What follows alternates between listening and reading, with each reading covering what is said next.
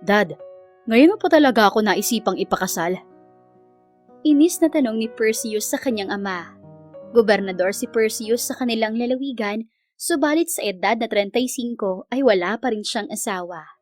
Kaya ang ama na niyang si Piolo ang gumawa ng paraan. Anak, kailangan mong maikasal sa kanya sa lalong madaling panahon. Siya lang ang makakatulong sa iyo sa problema natin. Alam mo naman sa politiko, gusto ng taong bayan na ang mamumuno ay isang taong may pamilya na. Isa pa, ayokong tumandang binata ka. At hindi ko man lang alam na ipapakasal mo na pala ako. I'm sorry anak, pero para rin naman to sa kaligtasan mo. At saka, ngayon nga pala ang kasal mo sa kanya. What? Dad naman, bakit nagdedesisyon ka para sa akin? I'm sorry son. Sagot lang muli ng Ginoo. Gardo, iliko mo dyan sa kaliwa ang sasakyan. Ihinto mo sa ikalawang kalye. Utos ni Piolo sa driver nila. Yes sir. Mabilis nga nitong sinunod ang Ginoo. Huminto sila sa ikalawang kalye. Nakita ni Perseus ang isang babaeng nakasuot ng itim na damit at isang may katandaang lalaki. Bumaba ang kanyang ama at itinuro nito ang kanilang sasakyan. Ilang sandali pa ay nasa loob na nga ng sinasakyan nilang van ang babae at isang matandang lalaki. Pumasok na rin ang kanyang ama. Sa hotel tayo, Gardo. Utos ulit ni Piolo sa driver nila. Dad, sino naman ang dalawang to? Inis na tanong ni Perseus sa ama. Nilingon niya ang babaeng nakasuot ng itim na damit. Nagtama ang kanilang mga mata. Bigla na lang tumambol ng napakalakas ang kanyang puso. Inosente ang mukha nito. Pilugan ang mga mata na tsokolate ang kulay. Matangos din ang ilong nito at may manipis at mapulang labi. Hindi niya makita ang buhok nito dahil may suot itong veil na kulay itim din. She is Twinkle Mercedes, your soon-to-be wife, and his Judge Castro, ang magkakasal sa inyo ngayon. God, hindi ako makapaniwala na ganito ang magiging kasal ko. Sana man lang puti ang isinuot na damit ng magiging bride ko, para namang a-attend siya ng lamay sa suot niyang yan. Yamot niyang parinig sa babae at pasimple itong tiningnan. This is my favorite color. At saka, pasalamat ka na lang at may gusto pang magpakasal sa'yo. Sagot ng babae na ikinabigla ng binata. Sa ugali mo ba namang kasing tigas ng yelo, sa tingin mo ay iboboto ka pang gobernador ng mga tao kapag nagpatuloy ang pag-uugali mo? Matapang pangdugtong ni Twinkle. Nalukot ang kilay ni Perseus. Ang talas pala ng bibig mo, miss. Alam mo, wala sa ugali ang pagsiservisyo sa taong bayan. Marami akong nagawa sa bayan natin. At kahit hindi ako mag-asawa, ay iboboto nila ako. Really? How about the death threats? Are you sure na kayang-kaya mo mga kalaban mo? O baka nga, hindi mo alam kung sino ang kalaban mo? Baka isang gabi, mabalitaan na lang ng taong bayan ang pagpanaw mo. Nananakot ka ba? Bakit? Natatakot ka, Gov? Ha? At bakit naman ako matatakot? Isa akong gobernador sa bayang ito. Marami akong koneksyon at marami akong bantay. Pero, aminin mong hindi mo kayang protektahan ang sarili mo. Dahil may nagpoprotekta naman sa akin ng mga tauhan ko. Hindi ko nga alam dito kay Dad kung bakit ka pa niya kinuha para maging asawa ko. Dagdag pabigat ka lang naman kung sakali. Perseus, sumosobra ka na yata. Respect your bride. Saway sa kanya ng ama. Tumahimik na lang siya. Medyo malayo pa ang biyahe nila. Ang hotel na tinutukoy kasi ng kanyang ama ay nasa kabilang bayan ng Mandirigma. May 1 oras pa ang kanilang biyahe. Dahil naiinip si Perseus sa biyahe, ay ipinikit muna niya ang kanyang mga mata. Ngunit napamulat siya nang makarinig ng sunod-sunod na mga putok. Shh! Mukhang nasundan tayo ng mga kalaban. Nalaman nila ang plano natin. Sigaw ni Piolo. Agad namang naging alerto si Perseus. Nasaan ang mga tauhan natin, Dad? Hindi ko sila pinasama para hindi tayo mahalata. Ngunit parang mali ako. Judge Castro, pwede niyo na ba silang ikasal ngayon? Ano? Napamulagat si Perseus at hindi makapaniwala sa sinabi ng ama. Dad, nababaliw na ba kayo? May kalaban tayo at pinapaulanan nila tayo ng bala. Pagpapakasal ko pa ba talaga ang nasa isipan ninyo? Ngayon na, Judge Castro. Mariing utos ni Mr. Piolo Lamares kay Judge Castro. Hindi siya pinansin. Mariin siyang napapikit lalo na at rinig na rinig niya ang sunod-sunod na putok ng baril. Mas bumilis din ang pagkapatakbo ni Gardo ng van na sinasakyan nila. Bulletproof naman iyon kaya safe sila sa loob. Ilang saglit pa ay isinagawa na nga ng judge ang utos ni Piolo dito. Ikaw, Perseus Lamares, tinatanggap mo ba bilang asawa si Twinkle Mercedes? Sa hirap at ginhawa at pinapangakong magsasama kayo sa habang buhay. Kalmadong tanong ni Judge Castro sa kanya. Ilang segundo pa bago siya sumagot. Damn it! Bilisan mo na ang pagsagot, Perseus! Sigaw ng ama niya. I do! Malakas niyang sagot. Nagulat siya dahil mukhang pinatamaan ng malakas na armas ang sinasakyan nilang van. Nagpanik siya bigla. Pero nang tiningnan niya si Twinkle, ay hindi niya makita ang takot sa mga mata nito. Ikaw, Twinkle Mercedes, tinatanggap mo ba bilang asawa si Perseus Lamares? I do. Mabilis nitong sagot kahit hindi pa natatapos ni Judge Castro ang tanong nito. Sa hirap at ginhawa ay pinapangakong magsasama kayo sa habang buhay? Sumagot na ako. Bale walang sagot ni Twinkle. Ikaw, Perseus Lamares, at ikaw, Twinkle Mercedes, ay idineklara ko ng mag-asawa na. You may kiss the bride. Pagtatapos ni Judge Castro sa kanilang kasal, napatitig siya sa mukha ni Twinkle nang humarap ito sa kanya. Wala siyang makitang emosyon sa mga mata nito. Ngunit may kakaibang init at kabang hatid ang mga misteryoso nitong mga mata.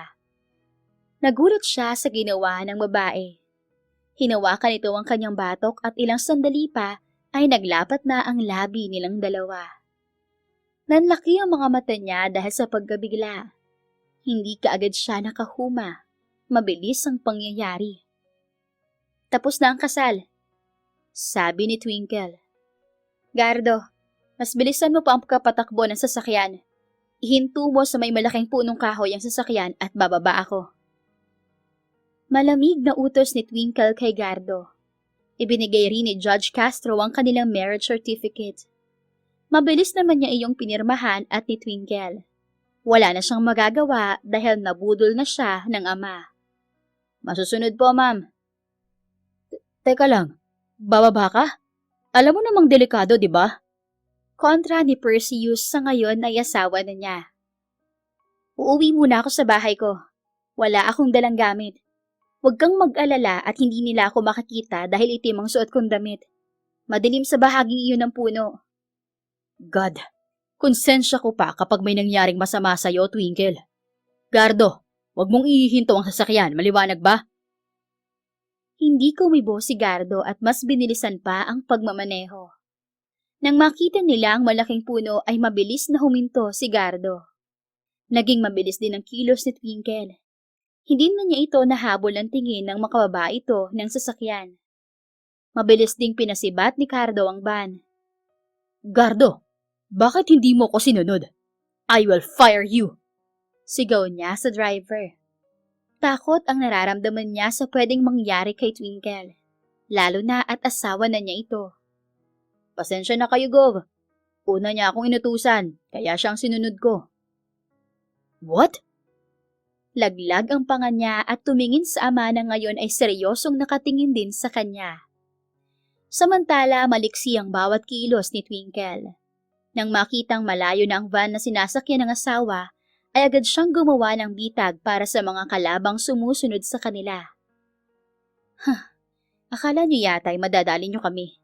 Mas may utak kami kaysa sa inyo, mga inutil. Mahinang wika ni Twinkle at inilagay na ang bomba sa daraanan ng sasakyan ng kalaban. Alam na niya ang mangyayari kaya may nakahanda na siya roong mga kagamitan para sa kalaban. Tumakbo siya papunta sa ikalimang puno.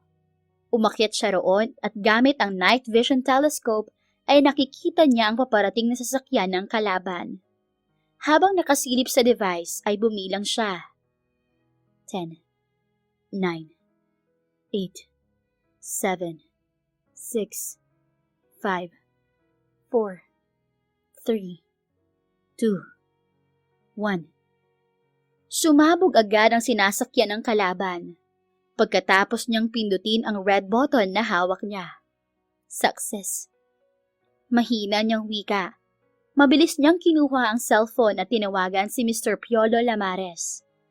Sir, it's done. Iuwi niyo na po ang asawa ko sa mansyon. Bukas na ako magpapakita sa kanya.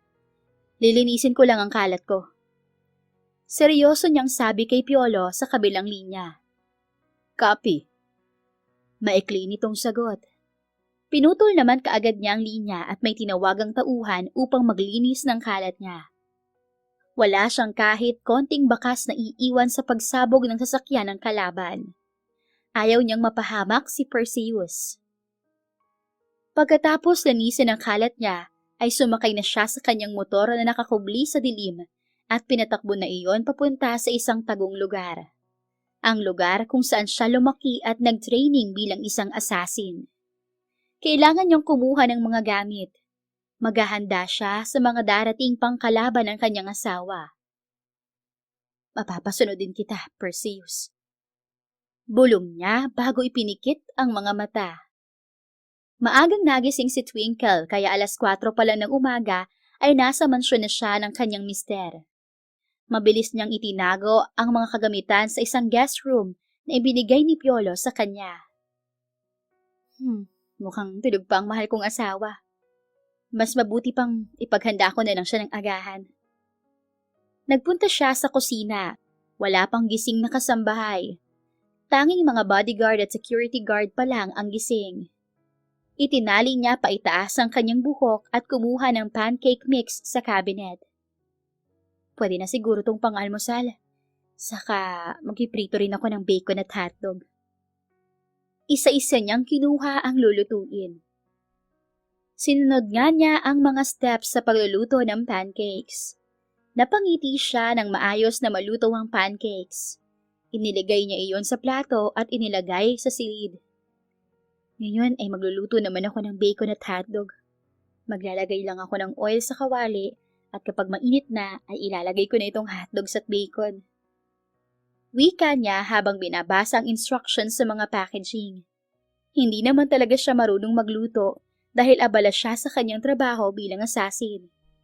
Pero dahil may asawa na siya, kailangan niya iyong pag-aralan.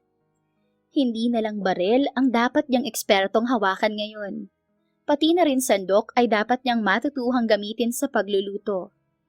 Nang makitang umuusok na ang mantika sa kawali, ay mabilis niyang inilagay ang hotdogs at bacon. Shit! Mura niya habang iniiwasan ang pumuputok na mantika. Bakit ba kayo tumatalsik? Inaano ko ba kayo? Inis na sigaw niya. Akmang babalik na rin niya ang hotdogs nang muling magsitalsika ng mantika at tatalsikan siya sa kamay. Inis niyang pinatay ang apoy. Kaasar kayo? Bahala ka na nga dyan. Wala akong pakailam kung naluto kang hotdog ka o hindi. Inis niyang sermon sa niluluto. Napalingon siya nang makarinig ng malakas na tawa. Napanguso siya nang makitang si Governor Perseus Lamares ang tumatawa. Anong nakakatawa? Pasupladan niyang tanong sabay irap. Good morning, wife.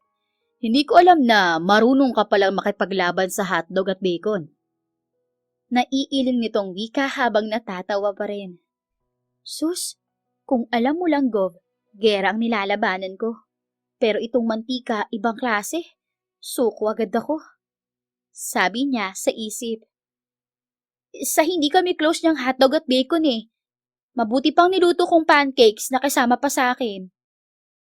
Katwiran niya na inginuso ang pancakes sa mesa. Where's my good morning, my wife? Pilyong tanong nito sa kanya. Tumaas ang kilay niya. Kagabi lang ay parang ayaw nitong ikasal sila. Bakit nag-iba yata ang ihip ng hangin? Kung may pinaplano ka, huwag mo nang ituloy, Gov. Hindi madaling mabilog ang ulo ko. Plano? Wala pa naman akong plano. Pero mamayang gabi may plano ako. We should consummate our marriage, right? Natulala siya sa sinabi ni Gov Perseus. Biglang pumasok sa kanyang isipan ang malalaswang imahe na napapanood niya sa X-rated sites. Biglang napalitan ng mukha niya at ni Perseus ang mukha ng dalawang taong may ginagawang milagro. Napalunok siya. Lumakas ang kabog ng kanyang puso. Nawala ng kulay ang kanyang muka habang nakikita niya ang pilyong kasiyahan sa mukha ni Perseus. No way! Bastos ka! Sigaw niya at malakas na binato ng hawak na sandok ang mukha ni Perseus. Bullseye. Tinamaan ang noo nito ng sandok. Naiwan pa roon ang bakas ng nangingintab na mantika. Buti na lang at gawa sa plastic ang sandok at hindi stainless. Damn it, wife! Bakit mo ko binato ng sandok? Masakit ha? Dahil ang bastos at laswa mong lalaki ka. Never ako magpapahawak sa'yo, no? Are you out of your mind, Twinkle? Ang lakas ng loob mong magpakasal sa akin. Pagkatapos ngayon, hindi mo ibibigay ang karapatan ko dyan sa katawan mo. Anong gagawin natin sa kwarto tuwing gabi? Magtatambling? O di kaya maglalaro ng tagu-taguan? Bigla siyang natahimik. Tama nga ito. Mag-asawa na sila at may karapatan itong gawin ng lahat sa katawan niya. Sana lang, ay wag mo akong ibalibag sa kama, Gov. Manghang napatingin sa kanya si Perseus at malakas na tumawa. Dahil sa inis niya ay tinuhod niya ang pagkalalaki nito. Oh shit! Sigaw nito dahil sa sakit. Tawa pa more, Gov. Ano, may lakas ka pa ng loob gawin ang sinasabi mo, ha? Subukan mo lang at sa susunod, babasagin ko na yan. Inis niyang sabi sabay tinalikuran ang humihirol sa sakit na mister. Naiiling pa rin na natatawa si Perseus. Akala pa naman niya isang housewife material ang kanyang napangasawa. Napahawak siya sa kanyang noo na natamaan ng sandok. Naramdaman niyang bumukol iyon. Ni hindi man lang humingi ng sorry si Twinkle. Maging ang pagkalalaki niya ay nakatikim din dito ng parusa. Sana Lord, hindi ako mabaog. Pipi niyang panalangin pero napapangiti. Tumunog ang tiyan niya kaya napatingin siya sa kawali na nakasalang at muling napailing. Mukhang ako na lang ang tatapos nitong niluluto niya. Oh shit! Mura niya nang makita ang laman ng kawali. Hindi na to pwedeng kainin. Lumamig na at tumigas. Alam ko na. Ipagluluto ko na lang si Mrs. ng masarap na pagkain. Peace offering na rin. Wika niya at agad na kumuha ng mga sahog para sa lulutuin niya. Kahit agahan ay heavy meal ang hinanda niyang pagkain. Nagluto siya ng garlic fried chicken, vegetable salad, lomi at nagluto na rin siya ng hotdog at bacon. Independent siya kaya marunong siya sa kusina. Inihanda na niyang lahat sa mesa ang nalutong pagkain. Hahakbang na sana siya nang mahagip ng mata niya ang pancakes na niluto ni Twinkle. Mukhang gusto talaga akong ipagluto ng asawa ko ng agahan Oh, what a sweet wife I have. Nakangiting wika ni Perseus. Perfect. Ang kulang na lang ay ang asawa kong sumpungin. Paano kaya nakumbinsi ni Daddy na pakasalan ako ni Twinkle? At saan kaya sila nagkakilala? I should ask her. Later. Hinanap ni Perseus ang asawa. Wala ito sa sala kaya naisip niyang baka sa silid siya nagpunta. Kung sa bagay ay kwarto na rin ito ng babae. They are married. Legally married to be exact. Hindi na siya kumatok pa at diretsong pumasok sa silid niya. Twinkle, kakain na tayo. Tawag niya sa asawa nang hindi ito makita sa loob ng silid. Twinkle, that's it baby. Malambing pa niyang tawag ulit. What? Ang ingay mo naman. Naliligo pa ako. Pwede bang lumabas ka muna at magbibihis lang ako? Nakataas ang kilay nitong sabi paglabas ng banyo. Halos malaglag naman ang mga mata niya nang makita ang itsura ng misis. Nakatapis lang ito ng towel sa katawan. Kitang-kita niya ang makikinis at mapuputi nitong binti at hita. Bigla na lang nabuhay ang kanyang alaga na para bang ilang segundo lang ay manunuklaw na. Hoy, Governor Perseus! Ikurap mo nga yung mga mata mo. Baka tusukin ko yan. Galit nitong saway sa kanya.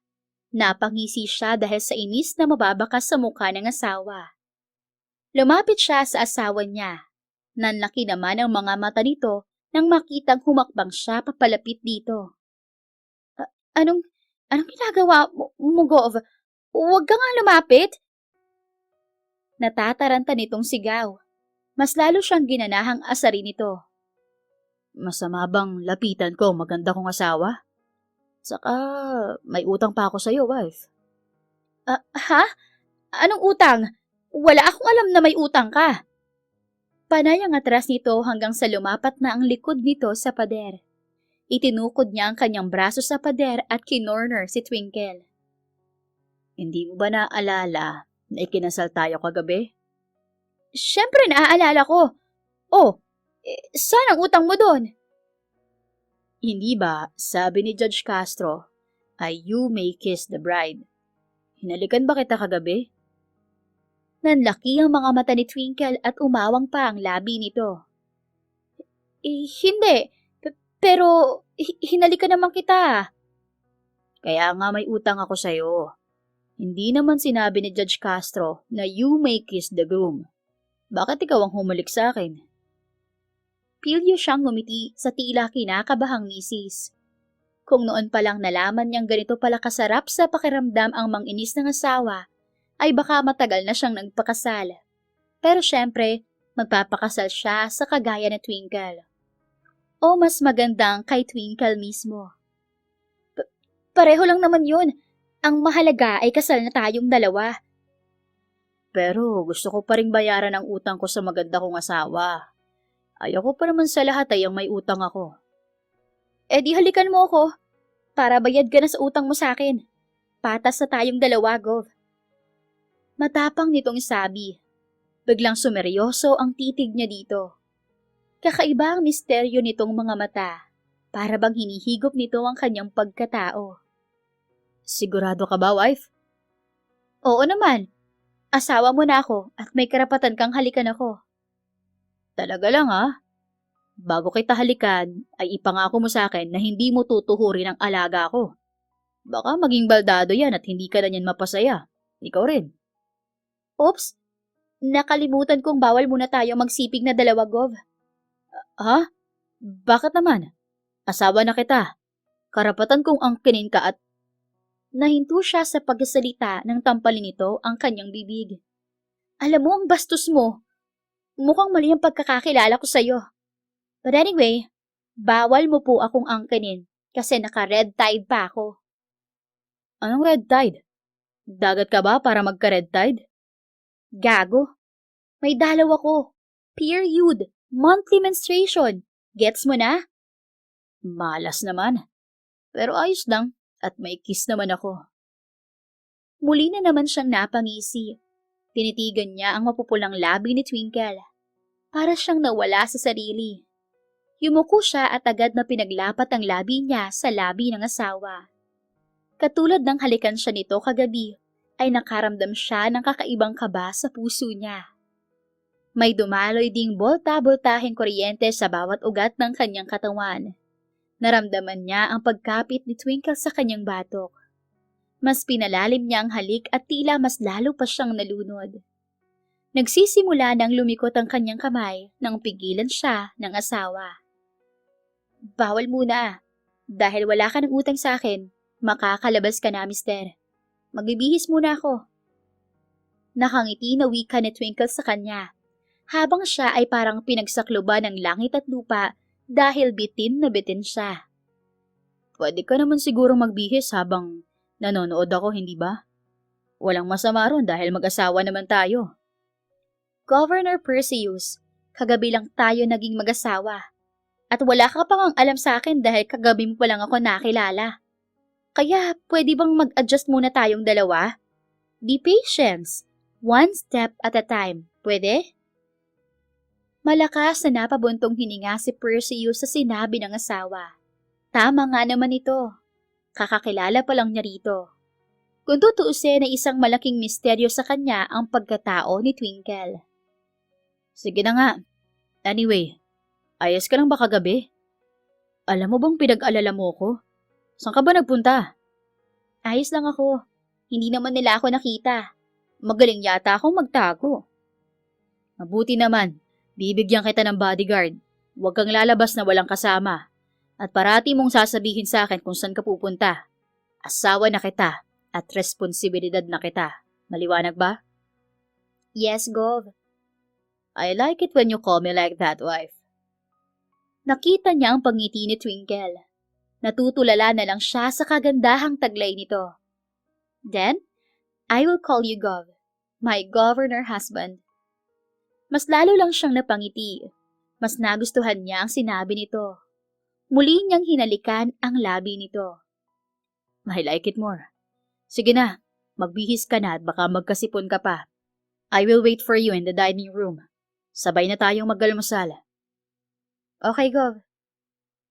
Lumapad ang ngiti niya nang kinatan siya nito. Mukhang kakaiba nga ang kanyang asawa. Lumabas na siya sa silid nila na may ngiti sa labi. Mukhang nabihag agad ni Twinkle ang puso ko. Umayos ka, puso ko. Huwag masyadong magmadali. Sabi nga ng asawa mo, one step at a time. Pasasaan ba't makikilala mo rin siya pagdating ng panahon? Kausap niya sa sarili at nagtungo na siya sa kusina. Isang buwan kaagad ang matuling lumipas. Unti-unti nang nag-a-adjust sina Perseus at Twinkle sa buhay mag-asawa. At sa loob ng isang buwan ay wala ng death threats na natatanggap si Perseus. At labis iyong ipinagpapasalamat ng lalaki. Ang hindi nito alam ay si Twinkle ang nakatatanggap ng lahat ng ipinapadalang death threats ng kalaban. Katulad ngayon, may sulat na namang dumating. Isang gold envelope iyon. Kinuha agad iyon ni Twinkle at itinago. Nasa Kapitolyo pa si Perseus at may session ngayon. Gusto sana niyang sumama pero pinigilan siya ng asawa. Ano na naman kayang klaseng pagbabanta ang nasa sulat na to? Tanong niya habang humakabang sa guest room kung nasaan ang kanyang mga gamit, baril, bomba, gadget at computer. Inilabas niya ang gold envelope. Natigilan si Twinkle nang mabasa ang nilalaman niyon. Code ang nasa loob at alam niya kung kanino yon galing. Dad, ayaw mo ba talagang tumigil? Mabilis niyang binuksan ang computer at nagtipa ng code. Shit! Mura niya. Isang oras na lang at sasabog na ang sasakyan ng asawa niya. Kinuha niya ang cellphone at tinawagan ang isa sa kanyang magaling na kasamahan. Eagle, I need your help. ASAP.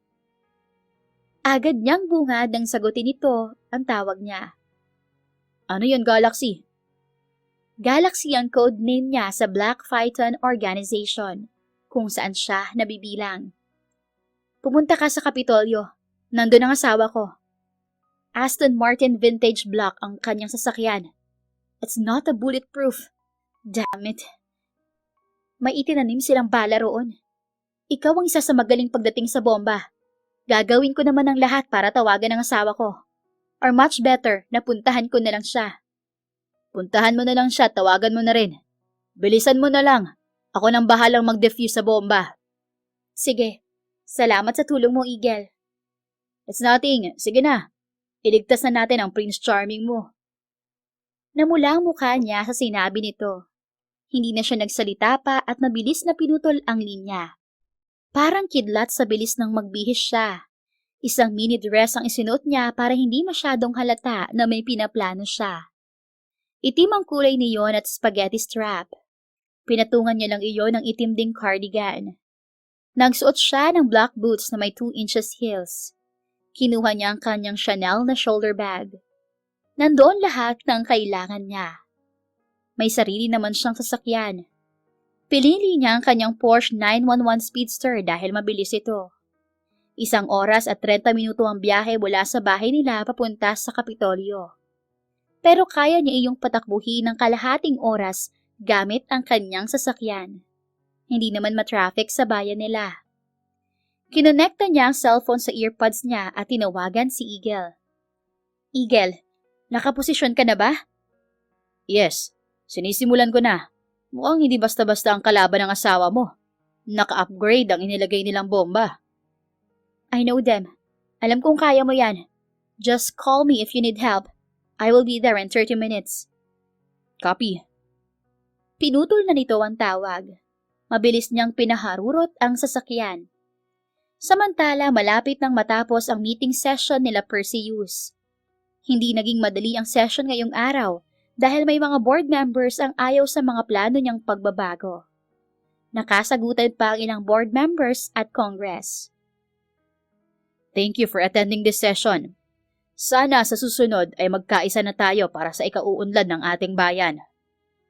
Wika ni Perseus sa seryosong boses. Thank you, Gov. Sana lang ay maipatupad na ang pagbabago sa ating bayan. Hindi katulad ng iba dyan na namumuno. Puro salita lang. Kulang naman sa gawa.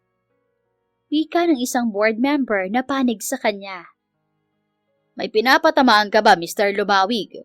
O sumisip-sip ka lang dahil alam mong matatalo ka na sa susunod na eleksyon? Nakangisi na wika ng isang board member na hindi pumanig sa kanya. That's enough. Tapos na ang meeting na to. Huwag niyong personalin ang opinyon ng bawat isa. Saway ni Perseus sa mga kasamahan sa politika. Matatanda na ang mga ito pero parang siya pa ang mas matanda sa mga ito. Lagi na lang nagpapasaringan ng mga ito at nagpapagalingan. Akmang aalis na siya nang biglang bumukas ang pinto ng session hall at laglag ang mga matang napatitig sa babaeng pumasok na walang iba kundi ang kanyang magandang asawa. Hi there, my governor husband. Mapang-akit itong tawag sa pangalan ni Perseus. Kaya naman agad na sumaludo ang kanyang alaga na tila nagbibigay galang sa kanyang general. My wife, anong ginagawa mo rito? Hindi mo man lang ako tinawagan na pupuntahan mo ako. Wika niya at agad na nilapitan at niyakap si Twinkle. Isang linggo matapos ang kanilang kasal ay ikinalat agad ang balita na ikinasal na si Governor Perseus sa isang hindi kilalang babae. Walang nakakakita sa mukha ng asawa at ayaw din naman niyang ipagkalat ang mukha ni Twinkle.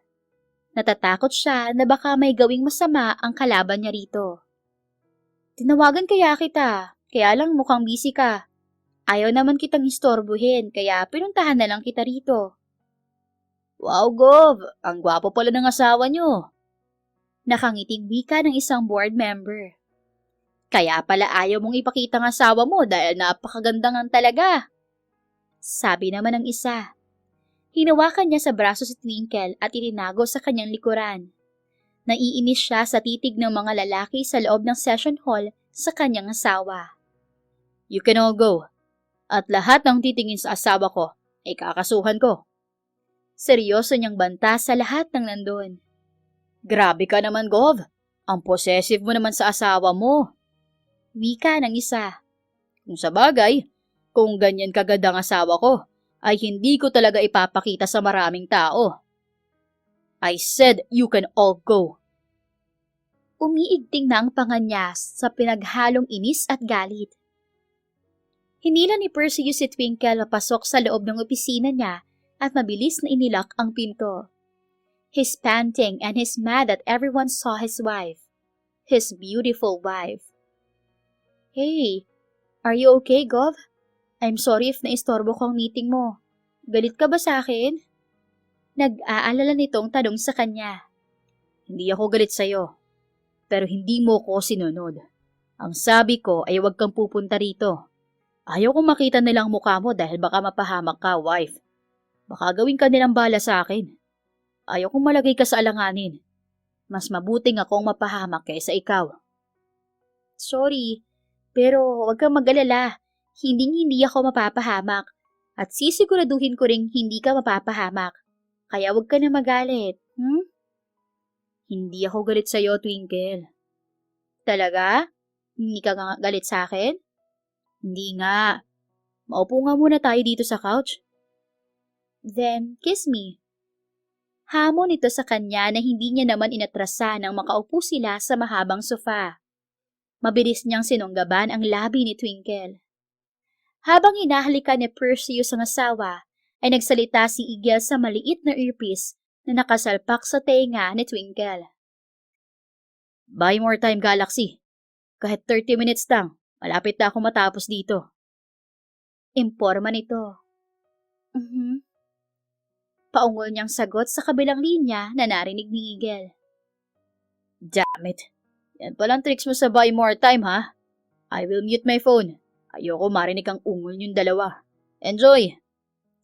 Hindi na niya narinig pa si Eagle sa kabilang linya at nakalimutan na rin ni Twinkle na nasa loob sila ng opisina ng asawa. Nalulong na siya sa matamis nitong halik at naludod na siya sa bawat haplos ng kamay nito sa kanyang buong katawan. Kaya niya pinili ang mini dress na isuot para easy access at nagtagumpay nga siya. Paraan niya rin iyon para hindi magyaya si Perseus na umuwi na sila at kotse nitong may bomba ang gamitin. Pagkatapos nilang magniig ay agad siyang nakatulog dahil siguro sa sobrang pagod. Umabot ba naman ng 3 rounds ang bakbakan nilang mag-asawa? Knockout tuloy siya. Nagising siya dahil sa ingay ng nasa kabilang linya. Uy, Galaxy! Ano bang nangyari, ha? 30 minutes na pong tapos ang pag-defuse ko sa bomba sa kotse ng mahal mong asawa. Kanina pa ako tawag ng tawag sa'yo. Nagmulat siya ng mga mata. Maayos ka bang nakatulog, my wife? Nakangiting tanong ni Perseus sa kanya na pinapanood pala siya. Buti na lang at hindi niya nasagot si Eagle. Narinig naman ng lalaki ang sinabi ni Gov kaya napasimangot ito kahit hindi nakikita ni Twinkle. Kaya pala, nakatulog ka. Habang ako rito, parang tanga naghihintay sa'yo kanina pa. Ngaling-ngaling singhala ni Twinkle ang kaibigan si Earpiece. Kaya lang ay baka magmukha siyang baliw sa harapan ng asawa niya. Oo, maayos naman ang tulog ko. Pinagod mo ko eh. Kunwari inis niyang sabi dito. Malakas na tumawa si Perseus. I just can't resist my hot wife. Napalaban tuloy. Sige, landian pa more. Pangiinis pa ni Eagle sa kanya na sumingit na naman sa earpiece. Sa inis ay pasimple niya iyong ini-off nang hindi nakatingin si Gov. Magibihis muna ako, Perseus. Umuwi na tayo. Okay, sige. Hintayin na lang kita dito. Pagkapasok pa lang niya sa banyo ay agad niyang sininghala ng kaibigan sa earpiece. Stop teasing ni Eagle. Sabi mo ba naman buy more time para maayos mong pag-defuse ng bomba dyan? Tapos ngayon, nagreklamo ka. Sabi ko 30 minutes lang. Hindi 1 hour and 30 minutes. O siya, safe na ang kotse ng mahal mong gobernador. Send mo na lang sa bank account ko ang bayad mo. And take note, with overtime yon, 1 oras. Huy, grabe ka naman. Sige, magreklamo ka pa, Galaxy. Ibabalik ko ang bomba sa kotse ng mister mo. Pangaasar nito. My wife, matagal ka pa dyan? Tawag ni Perseus sa kanya sa labas ng banyo. I'm coming! Sagot niyang pasigaw sa kinausap muli si Eagle sa earpiece. O siya, sige na nga. Babayaran ko ang maging overtime mo. Kainis ka naman eh. Kapag talaga nagka-love life ka, tatawanan kita. As if mangyayari yun. Ciao! Mabilis nang pinutol ni Eagle ang tawag at lumabas na rin siya sa banyo pagkatapos mag-ayos. Napatitig naman si Perseus nang makita si Twinkle nakakalabas lang ng banyo. Hanggang ngayon ay nai-starstruck pa rin talaga siya sa gandang taglay ng misis niya. Are you done? Tanong niya habang pinapasadahan ng tingin si Twinkle. Wala pa siyang masyadong alam tungkol kay Twinkle bukod sa mga impormasyong ibinigay ni Judge Castro sa kanya. Pero kahit ganoon ay may tiwala naman siya dito. Lalo na at siya ang nakauna dito. Ibig sabihin ay hindi ito isang patapong babae. Yeah, aalis na ba tayo o tititigan mo na lang ako? Alam kong maganda ako at daig mo pa ang nakajackpot sa loto.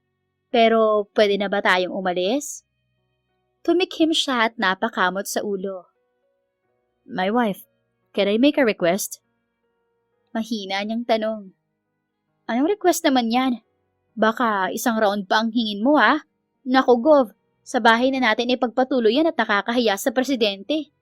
Tingnan mo nakatitig pa sa atin. Mabuti na lang at hindi yan umiimik.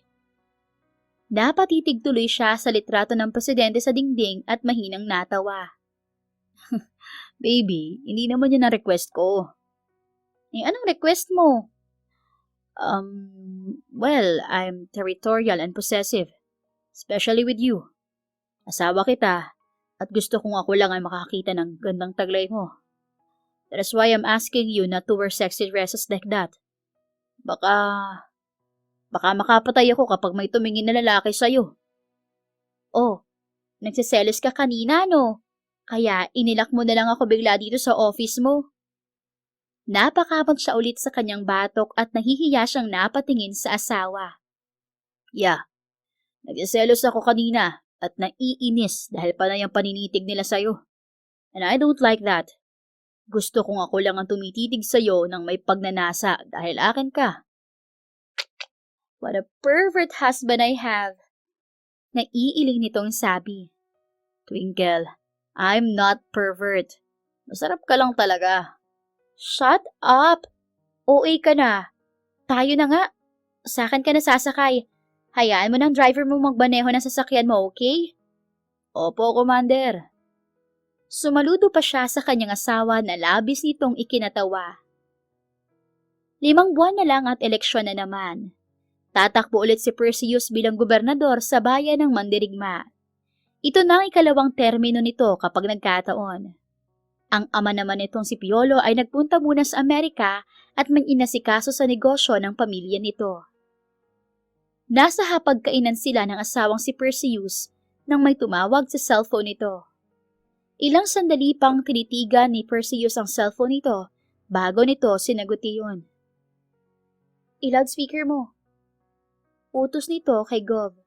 Sinunod naman nito ang utos niya. Governor Perseus Lamares, long time no see. How are you? Balita ko tatakbo ko ulit bilang gobernador ng bayan ng Mandirigma. Oh, come on, Gov. Huwag ka nang tumakbo at baka madapa ka lang. Sayang naman yung asawa mo at maganda pa naman. Ikaw rin. Baka isang araw ay nasa kamay ko na palang asawa mo at...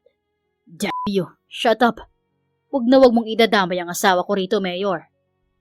Mukhang marunong ka ng matakot, Governor Mabuti naman kung ganun. Dahil gagamitin ko ang asawa mo kapag tumakbo kang Governor. Pag-isipan mong mabuti ito, Gov.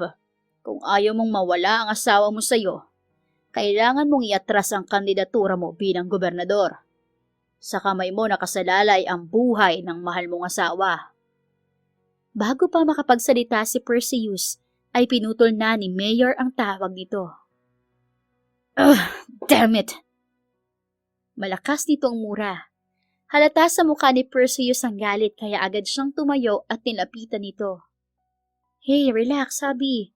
Huwag mong pansinin ang sinabi ng mayor na yun. Huwag ka magpapasindak sa kanya dahil hindi niya ako kayang hawakan kahit dulo ng daliri ko. Pagpapakalma niya sa asawa. Umiling-iling ito sa kanya. Paano ko makaka-relax kung pati ikaw ay dinadamay nila? Hindi ako papayag na madamay ka sa gulong ito, Twinkle. Gov, una pa lang ay alam ko nang madadawit ako sa gulo ng buhay mo kapag nagpakasal ako sa'yo. Alam kong magulo ang mundo mo, pero pumasok pa rin ako. Tinanggap kita ng buong buo, kaya ang laban mo ay laban ko rin. Pero paano ka? Paano kung mapahamak ka? Baka kidnapin ka nila. Nakita mo naman na nangyari noong kasal natin, di ba? Wala akong may bibigay sa iyong tahimik at payapang buhay, wife. Alam mo, ang negatibo ng mga iniisip mo. Kaya ko ang sarili ko. Alam ko ang mundong pinasok ko. Wala ka bang tiwala sa akin, may governor husband? Marahas itong napabuntong hininga. May tiwala naman ako sa'yo. Pero ayaw ko lang na mapahamak ka. Baka hindi ko kayanin kapag may masamang nangyari sa'yo. Ang sweet naman ni Gov. Huwag kang mag-alala at hindi ko ipapahamak ang sarili ko. Hindi rin ako papayag na makanti ka nila kahit dulo ng buhok mo. I will protect you, my wife. Oo na po, baka lang gamin na tayo rito Sige na, kumain na tayo at maghahanda pa tayo para sa darating na kampanya. Sasamahan kita sa pangangampanya mo hanggang matapos ang eleksyon. Wag na, baka mapahamak ka pa. Dito ka na lang sa bahay. Mas safe ka dito. Hindi ka sure kung safe nga ako rito sa bahay mo. Mas maganda pa rin magkasama tayong dalawa. Okay, fine. Mapilit ka talaga. Baka babantayan mo lang ako dahil maraming babae nagkakandara pa sa gwapo mong mister. Biro nito. Uy, kapal mo Ang sabihin mo, baka kaya ayaw mo akong pasamahin dahil maraming lalaking titingin sa akin. Huwag kang magsuot ng sexing damit, okay? Dapat naka-long sleeve ka at nakapantalon. Kung pwedeng mag-face mask ka, gawin mo. Basta, ayokong makita ka nila o ang mukha mo. Ay, grabe ka naman, Gov. Para naman akong artista kung itago mo. Basta. Kapag hindi ganun ang outfit mo, ay bawal kang sumama sa akin, maliwanag ba? Oo na, kainis ka naman. Nagulat na lang siya nang bigla siyang halikan ni Perseus sa labi. Ayoko lang na maagaw ka sa akin kaya pinoprotektahan kita. Biglaan ang pagdating mo sa buhay ko at ayokong biglaan ka ring maagaw sa akin ng iba. Seryoso nitong sabi. Gov, hindi po ako magpapaagaw. Promise ko yan sa'yo. Salamat, Winkle. Makalipas ang 2 buwan ay handa na nga ang kampo ni Governor Perseus Lamares para sa mga ganap na kampanya. Kasabay na paghahanda nila ay ang araw-araw na pagpapadala ng death threats sa kanya. Labis-labis ang takot na nararamdaman ni Perseus at hindi iyon nakaligtas sa pakiramdam ni Twinkle. Gov, may bumabagabag ba sa'yo? Marahang tanong ni Twinkle sa kanya habang nasa kusina at nagkakape. Natatakot lang ako sa kaligtasan mo. Paano kung totohanin nila ang banta nila? Ano ka ba naman? Huwag akong isipin mo. Ang isipin mo ay kung paano ka makakapaglingkod sa bayan. Maraming taong umaasa sa iyo. Maraming taong gustong umangat sa buhay. Maraming kabataan ang gustong maabot ang pangarap. At isa ka sa magiging instrumento para makamit nila yon. Kung magpapasindak ka sa mga pananakot nila, ay ikaw rin ang matatalo. Ikaw lang naman ang inaalala ko, wife. Mahalaga ka sa akin. Ikaw na ang buhay at mundo ko. Dahil mahal na kita. Hindi ko alam kung paano nagsimula. Basta, tumibok na lang bigla ang puso ko sa'yo. Kaya handa na akong itaya ang maraming tao kapalit ng kaligtasan mo. Bumagsak ang butil ng luha sa mga mata ni Gov. Isipin pa lang niyang mawawala sa kanyang asawa ay parang unti-unti na siyang pinapatay. Marahang pinunasan ni Twinkle ang luhang dumaloy sa pisngi niya at seryoso siya nitong tiningnan. Bigla siyang nakaramdam ng kakaibang kaba. Kakaiba ang kislap sa mga mata ni Twinkle. Gov, handa akong pumatay kung ang kapalit niyon ay ang pagtulong mo sa mga mamamayan dito sa bayan ng Mandirigma. Ipagpatuloy mo ang mga adhikain mo at nasa likod mo lang ako parati. Handang sumalo ng balang nakatutok sa'yo. Twinkle. Shh! Tama ng usapang ito. Itutuloy mo ang pagtakbo mo bilang gobernador. Maliwanag ba may governor husband? Isang tangulang ang naisagot niya sa asawa at mukhang hindi na mababali pa ang desisyon nito. Nasa Kapitolyo si Perseus at may inaasikasong mga papeles, habang si Twinkle naman ay nasa bahay. Tinatrack niya si Mayor Dimasilig. Ito ang nagpapadala ng sulat kay Perseus at binubuhay nito ang galit niya. Sa bawat padala nito ng sulat ay parating nandoon ang pangalan ni Twinkle. Naghahanap talaga si Dimasilig ng away. Humanda ka at ako naman ang tatakot sa iyong matanda ka. Kausap niya sa sarili habang panay ang pindot niya sa keyboard ng kanyang laptop. Ikinabit ni Twinkle ang earpod sa kanyang tenga at tinawagan ng mga kasamahan na sina Phoenix, Fox at Tiger. Fox, bantayan mo mabuti ang asawa ko. Ikaw ang sniper kaya maging alerto ka dapat, maliwanag ba? Copy, Galaxy. Tiger, ikaw ang isa sa pinakamagaling pagdating sa combat. Huwag mong lalayuan ang asawa ko. Alam naman niyang pinalitan ko ang driver niya. Huwag ka lang masyadong magpahalata. Noted, Galaxy. Ikaw naman, Phoenix. Maging alerto ka sa paligid mo lalo na sa mga bomba. I-defuse mo kaagad kapag tumudog na ang alarm mo. Magtulungan kayong tatlo. Gusto kong safe ang asawa ko na makauwi sa bahay. May bibisitahin lang ako. Imporma niya sa tatlong kasamahan. Kami nang bahala kay Gov, Galaxy. Alam namin kung gaano siya kahalaga sa'yo. Ikumusta mo na lang kami sa dadalawin mo ngayong gabi. Sabi ni Tiger. No probs, sige na. Pinutol na niya ang linya. Tumawag siya sa kanyang grupo na makakasama ngayong gabi. Sina Blue Whale at Snake.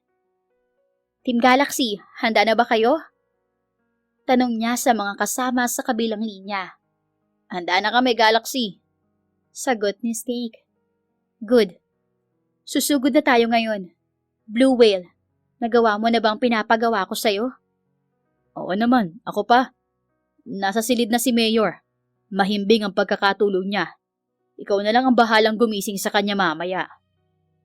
Good. Snake, naasikaso mo na ba ang mga bantay? Of course. Bukas pang gising nila, Galaxy. Mabisa ang pampatulog nila. Sagot ni Snake. Good. Maaasahan ko talaga kayo. I'm on my way. It's showtime. Nakangisi niyang wika at nagsuot ng all-black suit. Tanging mata lang ang makikita sa kanya. Ngayon ay makikita mo na ang makakalaban mo, Di Masilig. Umiigting ang panga niyang wika. Ilang sandali pa ay nakapasok na nga si Twinkle sa bahay ni Di Masilig. Mahimbing nga ang tulog ng matanda. Inabot niya ang isang timba ng tubig at ibinuhos dito. Agad itong nagising. What the hell are you doing? Sigaw nito sa kanya. Malakas siyang natawa. Yes, you're right, Mr. Di Masilig. This is hell. How are you? Feeling better, huh? Nang uuyam niyang tanong sa matandang lalaki. Who are you? Paano kang nakapasok dito? Ipapahuli kita sa mga gwardya ko. Guard! Tonyo! May nakapasok sa silid ko! Malakas na tumawa si Twinkle dahil sa takot na nakikita niya kay Di Masilig. Nakakatawa ka naman, tanda. Akala ko ba'y matapang ka? Panay pang padala mo ng death threats. Oh, nasaan ang tapang mo? Tanong niya sa matanda at inilabas niya ang kanyang baril. Huwag mo ko sasaktan. Napagutusan lang ako. Alam mo, Di Masilig, mahaba pa sana ang buhay mo eh. Kaya lang, gahaman ka. Gahaman ka sa pera at sa kapangyarihan. Hindi ko naman gusto ang ginagawa ko. Napagutusan nga lang ako. Sino nag-utos sa'yo? Si Amante. Siyang nag-utos sa akin. Sigurado ka, tanda? Sigurado ako. Tonyo! Tonyo!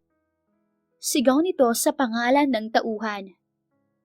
Kahit anong gawin mong sigaw, walang makakarinig sa'yo. Bukas pang gising ng mga yon, kaya tayo munang maglalaro. Alam mo naman siguro ang larong tagu-taguan, hindi ba? Pagkabilang ko ng 3, dapat nakatago ka na. Nakangisi niyang wika sabay tutok ng baril dito. Huwag maawa ka! Magtago ka na, tanda! Bilis! Sigaw niya rito. Kumaripas naman agad ang takbo ang matanda. 1, magtago ka ng mabuti. 2, nandyan na ako. 3, bulaga! Mabilis niyang kinalabit ang gatilyo ng baril. Malakas na sumigaw ang matanda dahil sa takot. Simula pa lang ito, Mr. Di Masilig.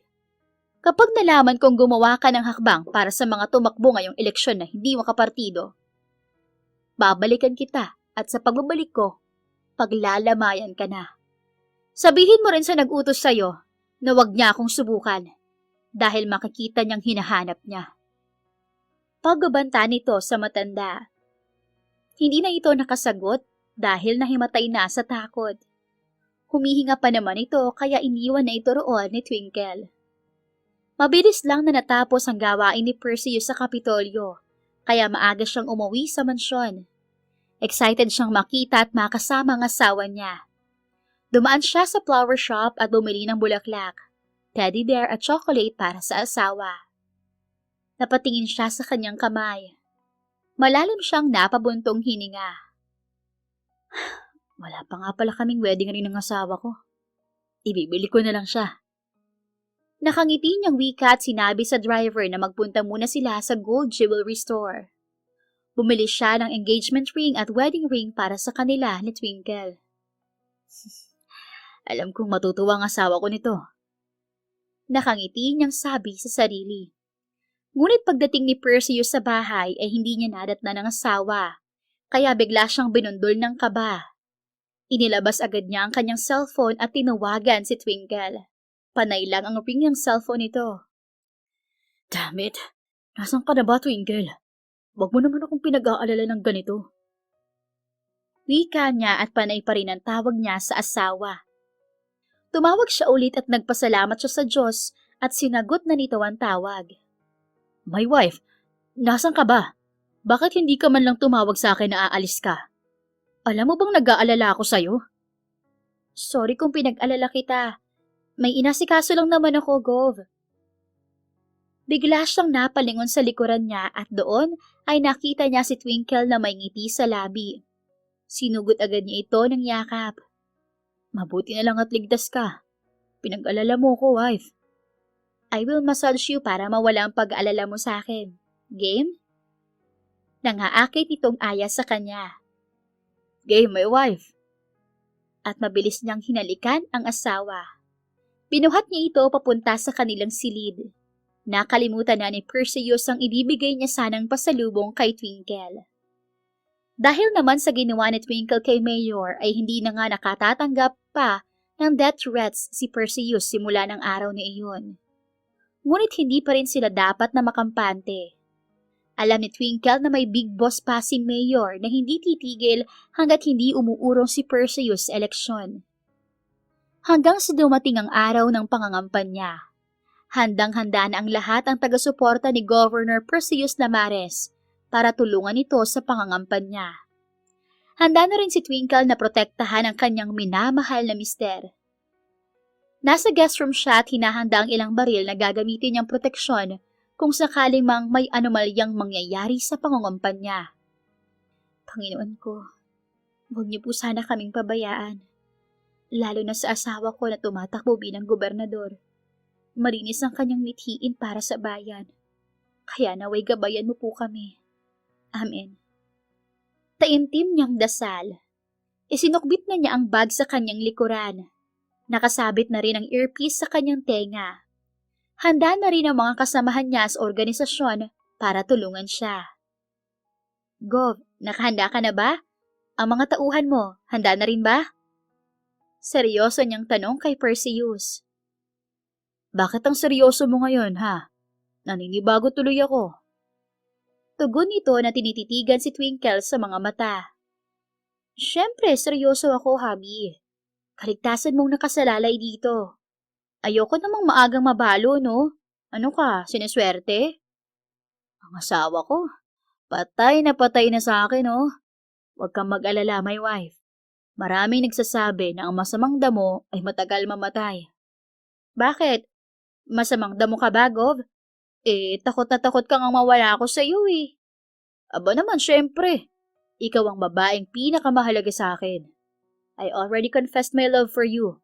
Pero ikaw, hindi mo pa sinasagot ang feelings ko para sa iyo. Hinaplos niya ng marahan ang pisngi ni Perseus. Pagkatapos ng eleksyon, ay sasagutin ko na ang pagtatapat mo ng damdamin sa akin, Gov. Sa ngayon ay mag-focus muna tayo sa pangangampanya mo at sa darating na eleksyon, okay? Baka naman kapag natalo ako, iiwan mo na ako. Baka mabaliw ako niyan, Twinkle. Ano ka ba? Hindi kita pinakasalan dahil sa pagiging gobernador mo, no? So, bakit mo ko pinakasalan, wife? After the election, sasagutin ko lahat ng katanungan mo. Wala akong itatago sa'yo. Pangako yan, wife, ha?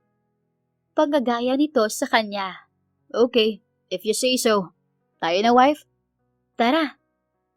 Magkahawak kamay silang lumabas ng bahay at sumakay sa van. Chinek muna ni Eagle at Phoenix ang van bago sila doon sumakay. Lahat ng kasama nila sa van ay mga kasamahan ni Twinkle. May sniper pang nakaabang sa barangay kung saan sila mangangampanya. Mainit na ang sikat ng araw pero wala pa rin silang kapaguran sa paglilibot at pamimigay ng mga election campaign promotional items na may nakalagay na pangalan ni Perseus at ang posisyon na tatakbuhan nito. My wife, mukhang pagod ka na. Pwede muna tayong kumain o magpahinga. Wika ni Gov sa asawa. Water will do, Gov. At saka 10 a.m. pa lang. Ang unfair naman kung magpapahinga ako tapos kayo ay panay pang pangangampanya. Sabay-sabay na tayo magpahinga mamaya. Sigurado ka ba? Ayaw kong pagurin mo ang sarili mo. Ano ka ba? Sanay ako sa mamibigat na trabaho. Sige na, kuhanan mo na lang ako ng tubig. Okay, hintayin mo ako rito. Tumango siya kay Perseus at muling namigay ng t-shirt na may pangalan ng asawa. Iboto niyo po ang asawa ko, si Governor Perseus Lamares. Salamat po. Nakangiti niyang sabi sa dumaang ginang at binigyan niya ng t-shirt. Ay, ikaw palang asawa ni Gov. Talaga nga palang ang ganda mo. Komento ng ginang. Salamat po. Ito yung asawa ni Gov Lamares, mga kasama. Ang ganda niya, parang isang artista. Malakas na sigaw ng ginang. Nagsilapitan naman ang ibang mga tao at ilang sandali pa ay dinubog na siya ng mga ito. Wait lang po. Wika niya. Pero it's too late dahil marami ng tao ang nakaharang sa dinaraanan niya. Muntikan pa siyang matumba. Mabuti na lang at trained assassin siya kaya mabilis siyang nakatakas sa pagdagsa ng mga tao. Gov! Tawag niya sa asawa na mukhang nagmamadaling lapitan siya. My wife, are you okay? Nasaktan ka ba? Nakita kong dinubog ka ng mga tao kaya nagmadali akong bumalik. Ayos lang naman ako. Nasaan ang tubig ko? Here, uminom ka muna at doon na muna tayo sa sasakyan. Mukhang hindi matatahimik ang mga yan kapag hindi ka nakadaupang palad. Bakit kasi ang ganda mo, misis? Oo nga eh. Nagulat nga ako. Para tuloy akong instant celebrity. Inalalayan siya ni Perseus na makasakay sa van. Natapos ang unang pangangampanya na matiwasay. Pagpasok pa lang nila ng asawa sa mansyon, ay agad silang sinalubong ng kasambahay. Gov, may bisita po kayo. Si Ma'am Matilda po. Matilda? Sinong Matilda yan, Gov? Ex mo? Tumaas agad ang kilay ni Twinkle nang marinig ang pangalan ng babae. Thank you, Manang. Nasaan siya? Imbis ay sabi ni Gov, hindi siya sinagot. Nasa may salas po. Sige, pupuntahan ko na lang. Perseus, who is she? Bakit hindi mo ko sinasagot? Halika na lang. Ipapakilala ko na lang siya sa'yo. Good. Mabuti nang malinaw. Sabay nga silang dalawa ni Perseus na nagtungo sa sala. Perseus, honey! It's been a while since we saw each other. I missed you! Excited na bungad ni Matilda nang makalapit sila. Tumaas ang kilay ni Twinkle dahil sa sobrang ikli ng suot ng babae. Pero mas nagulat siya nang bigla nitong yakapin si Perseus at halikan sa labi. Oh shit, you bitch! Naging mabilis ang reflexes niya at mabilis na nahablot ang buhok ng babae at nailayo niya kaagad ito kay Perseus. Walang sinumang babae ang pwedeng humalik sa asawa ko kundi ako lang. Umayos ka! Mariing sabi ni Twinkle. Isang malakas na sampal ang dinapo niya sa mukha ni Matilda. Napaigik pa ito sa sakit. Twinkle, what are you doing? Sigaw ni Perseus sa kanya. What am I doing? Eh di pinatikim ko ng isang sampalang babaeng yan para magising sa ilusyon niya. Hindi mo na sana ginawa yun. Nabigla lang si Matilda dahil akala niya wala pa akong asawa. Ah, talaga ba? Nabigla lang. So, sanay ka na palang hinahalikan ng babaeng yan kapag nakikita kayo. Akala ko ba hindi mo girlfriend? Because I was his fiancé. Sagot ng bruhang si Matilda. Oh, kaya naman pala. Ex-fiancé ka pala. Eh di wow, magsama kayong dalawa. Wag na wag lang kayo magpapakita sa akin at baka ma-assassinate ko kayo. Kayo rin. Galit niyang sigaw at matalim na tiningnan si Perseus. My wife! Don't call me that, Perseus. Sa guest room na ako matutulog. Mukhang may gusto namang pumalit sa pwesto ko bilang asawa mo eh. Nag-aalab sa galit niyang saad sabay tinalikuran ng dalawa at tinungo ang guest room. Napasabunot naman sa buhok si Perseus nang mawala sa paningin ang asawa. Are you crazy, Matilda? Ha? Talagang inuubos mong pasensya ko. Bakit ka ba kasi narito? Galit na tiningnan ni Perseus ang babae. What? Wala naman akong ginagawa. Hindi ko alam na may asawa ka na. And look oh, ako pa kang sinaktan ng asawa mo. Ikaw pa itong galit sa akin. Because you deserve that. Ganyan din naman ang gagawin ko kapag may bigla na lang humalik sa asawa ko. So you're in love. Tama nga ang bali-balita ng isang malamig pa sa batong gobernador ng Mandirigma ay umiibig na. Well, nagkamali ka ng babaeng iniibig, Gov. Anong ibig mong sabihin, Matilda? Mariin niyang tiningnan ang babae. Oh, wala ka palang alam sa nangyayari sa paligid mo. You're such an idiot, Perseus. Maging ang ama mo ay nagsisinungaling din sa'yo. Niloloko ka nila, hindi mo pa alam. Huwag mo na akong paikutin pa, Matilda. Sabihin mo na ang gusto mong sabihin sa akin. It's a long story, but to make it short, here, kunin mo ang SD card na to at panoorin mo na lang. Ikaw nang humusga sa asawa mong siga. Fine, umalis ka na. At mula ngayon, huwag ka nang babalik dito. Ginawa naman ng babae ang sinabi niya. Napatitig na si Perseus sa hawak na SD card. Bigla na lang siyang kinabahan at parang ayaw niyang panoorin ang nilalaman noon. Malalim siyang napabuntong hininga. Kailangan kong malaman ang totoo. Sana, hindi ako masaktan sa malalaman ko. Ngunit halos gumuho ang mundo ni Perseus dahil sa nalaman niya tungkol sa tunay na pagkatao ni Twinkle. Naroon lahat sa SD. Naroon din na isa itong secret assassin at higit sa lahat ay anak ito ng kalaban niya sa politiko. God, no! Tanging nausal niya kasabay niyon ay ang pagtulo ng kanyang mga luha. Mahal na mahal niya si Twinkle. Kaya hindi niya matanggap na naglihim ito sa kanya. Kinabukasan, maagang nagising si Twinkle. Sa guest room na talaga siya natulog kagabi. Inayos niya muna ang sarili bago tinungo ang silid nila ng asawa. Pagpasok niya sa loob ay nakita niyang umiinom ng alak si Gov. Perseus, ang aga mo naman para uminom ng alak. Akin na nga yan. Don't ask as if you care, Twinkle. You're a good actress. Napaikot mo ko. May galit itong sabi habang matilim ang tingin sa kanya. Anong ibig mong sabihin, Gob? Don't call me that! Damn it! Sigaw nito dahil sa kagabi pang kinikimkim na sama ng loob. Ano bang nangyayari sa'yo? Care to tell me, Perseus? Ikaw? Wala ka bang balak sabihin sa akin kung sino ka nga ba talaga, Twinkle? Natigilan siya sa sinabi nito. Ano? Natahimik ka? Ngayon, sabihin mo sa akin na hindi planado ang kasal natin. Ngayon mo sabihin na hindi niyo tinakot si Daddy para ipakasal ako sa'yo. Ngayon mo sabihin na hindi ka anak ng kalaban ko sa politika. Damn it, Twinkle! Pinaniwala mo ko. Pinaniwala mo ko na mabuti kang tao. Pero katulad ka rin ng iba. Pinaikot ako at gagamitin niyo kapag kailangan niyo. Minahal kita, tapos ito lang ang isusukli mo sa akin. Perseus, let me explain. Hindi mo naiintindihan eh. Ipapaliwanag ko naman sa iyo ang lahat. Sasabihin ko naman sa iyo ang tungkol sa buo kong pagkatao. Pero ayaw ko masira ang pagtakbo mo bilang gobernador. Bakit ba gustong-gusto mo akong tumakbo bilang gobernador?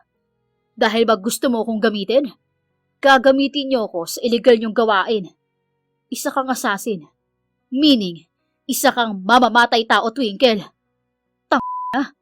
Hindi ko matanggap na nagpakasal ako sa gaya mo. You're a murderer! Malakas na sampalang ipinadapo niya sa pisngi ni Perseus. Wala kang karapatan na husgahan ako dahil lang dyan sa nalaman mo. I'm willing to explain myself to you, Perseus, pero ayaw mong makinig. Dahil alam kong puro kasinungalingan lang ang lalabas dyan sa bibig mo. I don't want to see you anymore, Twinkle. You can leave the house. Really, Perseus? Akala ko ba mahal mo ko? Pero bakit hindi mo ako magawang pakinggan? Binigyan na kita noon ng pagkakataon. Pero hindi mo agad sinabi sa akin ang totoo. Pinatagal mo pa. Sabi nga ng iba, wala namang lihim na hindi nabubunyag. Ang dami mong chance na sabihin sa akin ang totoo pero pinili mong manahimik. Tanga-tanga ko dahil akala ko, porket si Daddy ang pumili sa'yo para sa akin.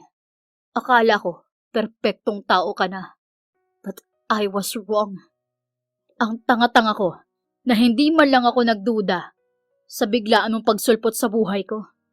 Hindi ko matanggap na isa akong gobernador pero isang katulad mo lang ang manlalamang sa akin. I felt stupid, Twinkle. I felt stupid dahil hinayaan kitang mahalin ang puso ko. Perseus, mahal kita. Ginagawa ko ang lahat ng ito para protektahan ka. Mahal? I don't believe you, Twinkle. Nakikiusap ako sa'yo. Umalis ka na. Ipapaanal ko na rin ang kasal nating dalawa. I don't want to get involved to a murderer anymore. Makakasira ka sa pangalang matagal kong iningatan. Parang sinaksak sa puso si Twinkle dahil sa mga sinabi ng asawa. Hindi siya makahinga sa labis na sakit na nararamdaman.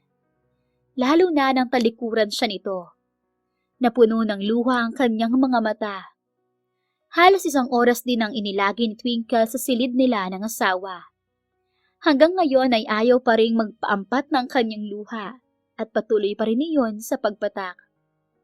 Konti lang naman ang mga gamit niya. Nagtungo siya sa guest room kung nasaan ang mga armas na tinago niya. Nagulat pa siya nang makita doon si Perseus.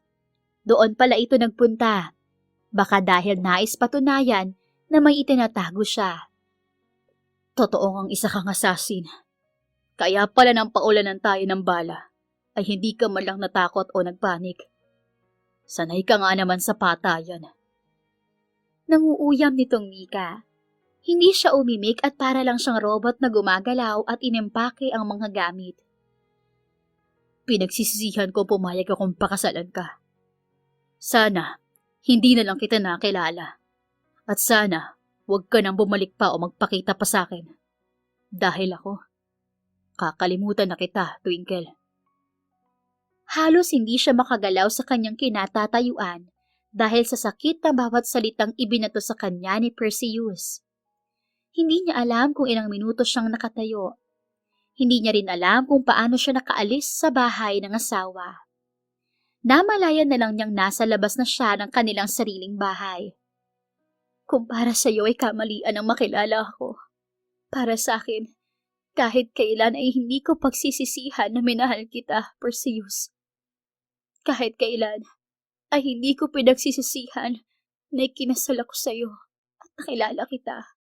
Mahal na mahal kita. Kahit na hindi na tayo magkasama, ay poprotektahan pa rin kita. Bulong niya sa sarili sabay pasok sa loob ng bahay niya. Halos gabi-gabing umiinom si Perseus ng alak. Hanggang ngayon ay nasasaktan pa rin siya sa nalaman tungkol kay Twinkle. He can't accept the fact that his wife is a murderer and a daughter of his enemy. Ang sakit! Ang sakit na! Sigaw niya sabay bato ng bote ng beer. Agad niya iyong nabasag at lumikha ng ingay. Ilang araw na rin siyang hindi nangangampanya. Parang wala na siyang dahilan upang magpatuloy pa sa laban. Gusto na lang niyang lunurin ang sarili sa alak. Isang umaga ay dumating ang kanyang amang si Piolo galing Amerika. Dumiretso ito sa silid ng anak. Nadatnan nito ang nakasalampak sa sahig si Gov habang nakasandal sa gilid ng kama. Perseus, ano bang ginagawa mo, anak? Matatalo ka sa eleksyon kapag ipinagtatuloy mo ang ginagawa mo. Get a grip, son. People need you. Sermon sa kanya ng ama. My life is useless, Dad. Ayoko nang lumaban. Ikaw, ginamit ka lang naman ni Twinkle, di ba? Pinagbaantaan ka nilang papatayin kapag hindi mo ako pinakasal kay Twinkle. Tama ba, Dad? Ano ba yung pinagsasabi mo? It's not true, anak. Malakas siyang tumawa sa sagot ng ama. I'm done with your lies and secrecy, Dad. Tell me, tinakot ka ni Twinkle, di ba? Of course not. Then, why did you two lied? Mas makabubuting siya na lang ang mag-explain sa'yo. Pakinggan mo lang siya para maliwnawan ka. But for now, get up, son. 2 araw na lang at eleksyon na. Ipagpatuloy mo ang mga adhikain mo sa bayan ng Mandirigma. Hindi siya nagsalita at iniyuko lang ang ulo. Hindi na niya alam ang gagawin. Mababaliw na siya sa kakaisip kung ano nga ba ang dapat na gawin. Ngunit sa huli ay mas nangibabaw pa rin ang kagustuhan niyang makatulong sa bayan. Samantala, galit na pinuntahan ni Twinkle ang ama sa bahay nito pagkatapos ng 1 linggo niyang pagmumukmok dahil sa pagkawasak ng kanyang puso. Dad! Dad! Lumabas ka! Malakas niyang tawag sa ama. Si Amante Guerrero ang kanyang ama. Illegitimate child siya nito pero apelyido ng ina ang kanyang daladala. Wala rin naman kasing anak si Amante sa nabayapan nitong asawa. Nakapagtapos siya ng pag-aaral dahil sa kanyang ina na hindi naman naghihikahos sa buhay. Kaya kinaya siyang buhayin na walang suporta ng kanyang ama. Oo nga at kinilala siyang anak ni Amante, pero hindi niya kailanman hiningi ang tulong nito. Dahil alam niya ang masasamang gawain nito. Gustong tumakbo ni Amante bilang gobernador sa bayan ng Mandirigma dahil gahaman nito sa kapangyarihan at pera. Ginamit nito si Mayor Dimasilig upang pagtakpan ang mga ginawa nitong ilegal. Oh, my rebellious daughter is here. Anong nakain mo't binisitan mo ang iyong ama? Patuyang sabi ng Ginoo nang harapin siya sa may sala. Anong binabalak mo, Dad? Sabihin mo sa akin kung anong binabalak mong gawin. Galit niyang tanong. Huwag mo akong sigawan, Twinkle. Anak lang kita. Anak mo nga ako, pero hindi ko dalang apelyido mo. At kinasusuklaman kita.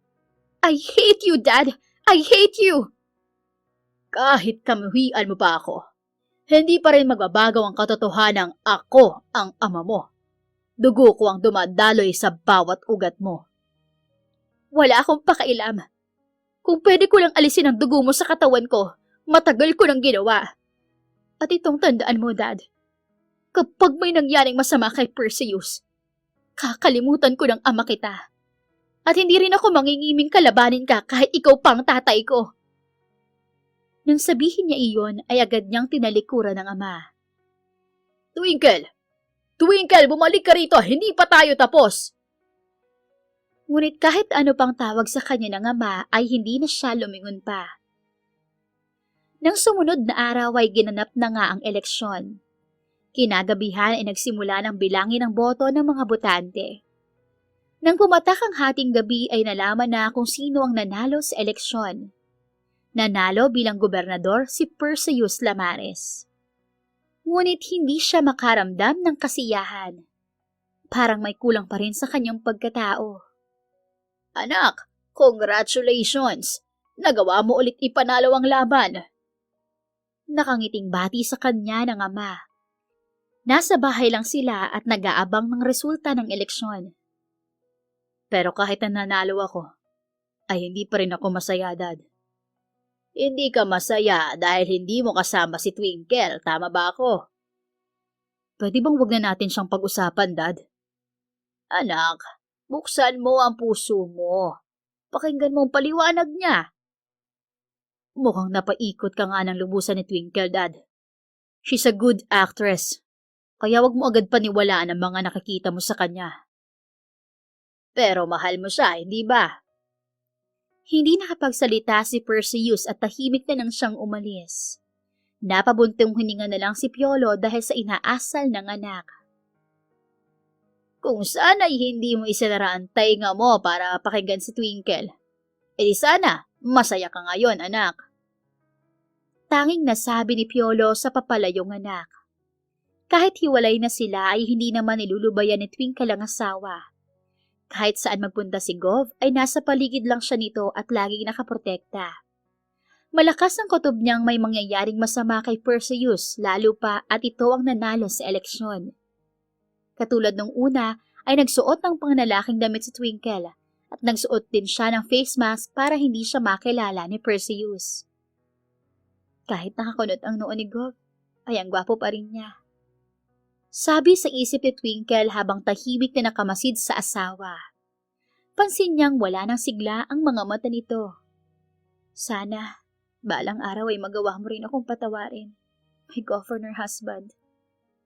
Ikinabit na ni Twinkle ang kanyang earpiece para marinig ang mga kasamahan niya. Taking ngayong araw ni Perseus at gusto niyang masigurado ang kaligtasan ng lalaking matagal na niyang mahal. Simula pa lang nang una niya itong makita ay minahal na niya ito, magpasa hanggang ngayon. Fox, sabihan mo agad ako kapag may nakita kang kahinahanala. Alam mo naman ang misyon natin, ang protektahan ng gobernador. Oo, aalamin namin. Poprotektahan namin ang taong mahal mo. Salamat sa tulong niyo. Wala yun. Napatitig si Twinkle sa asawa habang nagsasalita ito. Malapit lang siya kay Perseus. Pinili niya ang pwestong iyon upang mabilis niyang maalalayan ng asawa kung sakaling may hindi inaasahang pangyayari. Galaxy! Galaxy! May nakatutok na sniper sa asawa mo! Imporma ni Fox sa kanya. Biglang nataranta si Twinkle at kinabahan para kay Gov. What? Location? Tanong niya. 180 degree north. Got it. Wala na siyang oras para puntahan ang sniper. Kaya naman mabilis ang naging kilos ni Twinkle at agad niyang niyakap ang asawa sa entablado. Kasabay niyon ay ang pagkirot ng kanyang bandang braso na tinamaan ng bala. Twinkle! Hindi makapaniwala ang tawag ni Perseus sa pangalan ng asawa. Nginitaan niya ang lalaki. Nagkakagulo na rin ang lahat. Dumating ang backup niya kaya agad silang nadaluhan na mag-asawa. My governor husband, I love you. Iyon ang huli niyang sinabi bago siya nawala ng malay. Mabilis namang nadala si Twinkle sa ospital. Panay ang lakad ni Perseus sa labas ng operating room. Hindi niya alam ang gagawin. Grabe ang kabang nararamdaman niya. Takot siyang mawala sa kanya si Twinkle. Iyon ang katotohanan. God, bakit mo ba sinalo ang bala para sa akin, Twinkle? Bakit? Sinabunutan niya ang kanyang buhok. Simple lang. Dahil mahal ka niya. Napalingon siya sa kanyang ama na sumama rin sa ospital. Dad, masama ba akong asawa? Pinagsalitaan ko siya ng masasakit na salita at pinaalis. Sa tingin mo mapapatawad pa niya ako? Mukhang hindi namang galit si Twinkle sa'yo, anak. Natahimik siya. Ilang sandali pa ay lumabas na ang doktor at sinabing successful ang ginawang operasyon kay Twinkle. Mabuti na lang at braso niya ang natamaan ng bala. Kumapit din si baby kaya hindi siya nakunan. Magiging maayos na naman ang kalagayan niya after a month or 2. Ililipat na ang pasyente sa recovery room. Imporma ng doktor. Anong ibig niyong sabihin, Dok? Buntis ang asawa ko? Oo, hindi mo ba alam? She's 8 weeks pregnant. Hindi pa nga lang halata ang baby bump niya, kaya kailangan mong alagaan ang asawa mo ng mabuti, Gov. Isang tangulang ang naisagot ni Perseus sa sinabi ng doktor. Inilipat na nga si Twinkle sa recovery room at si Perseus ang matyagang nagbabantay sa asawa. Makailang oras ay nagkamalay na si Twinkle. Iminulat niya ang kanyang mga mata. Masakit ang buong katawan niya at tila pa may nakadagan sa kanyang tiyan. Napatitig siya kay Gov. Natutulog ito habang nasa tiyan ang matipunong braso. Patagilid na nakaharap sa kanya ang mukha nito. Perseus, Perseus, gising. Tawag niya sa pangalan ng asawa. Agad naman itong nagmulat ng mga mata. God, my wife, you're awake. Teka, tatawag ako ng doktor. Hindi na siya nakapagsalita pa dahil parang kidlat na umalis si Perseus sa tabi niya. Ilang sandali pa nga ay tiningnan na siya ng doktor. Maayos naman ang vital signs mo at maging si baby healthy na rin. Sabi ng doktor matapos suriin si Twinkle. Po, baby? Nagtataka niyang tanong sa doktor. Yes, Mrs. Lamares. You're 8 weeks pregnant. Wala ka bang nararamdamang sintomas ng pagbubuntis? Wala po, Dok. Hindi ko na rin napansin na 2 buwan na pala akong delayed. Well, congratulations, Mrs. Lamares. Salamat po, Dok. Napatingin siya kay Perseus nang lapitan siya nito at yakapin.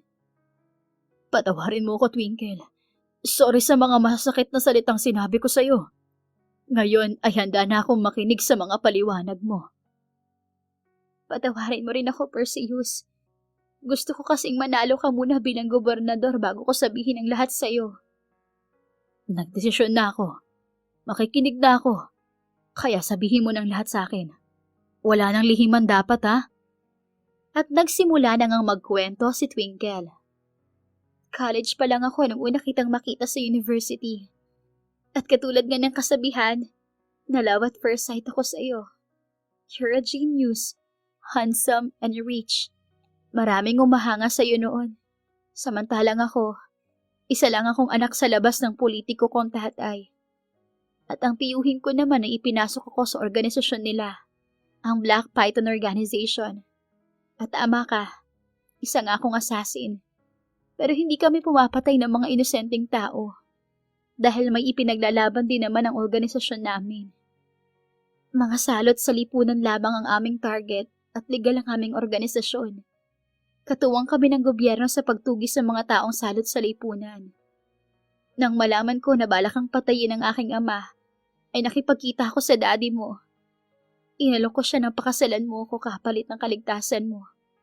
Sinabi ko sa sarili ko na yun na yung pagkakataon ko para makalapit sa iyo. Pinangako ko rin sa sarili ko na mamahalin mo rin ako katulad ng pagmamahal ko sa iyo. Mahabang kwento niya kay Gold. Pero hindi yun na nakita ko sa video.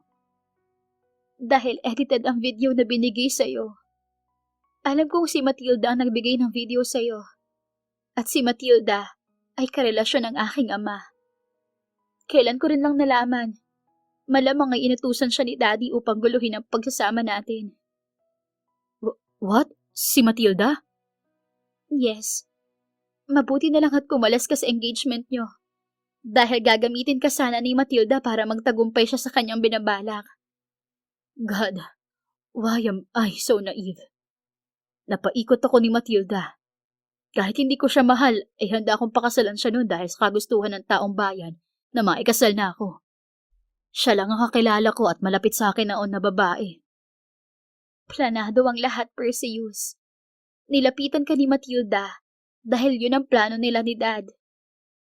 Napahila mo si Perseus sa muka.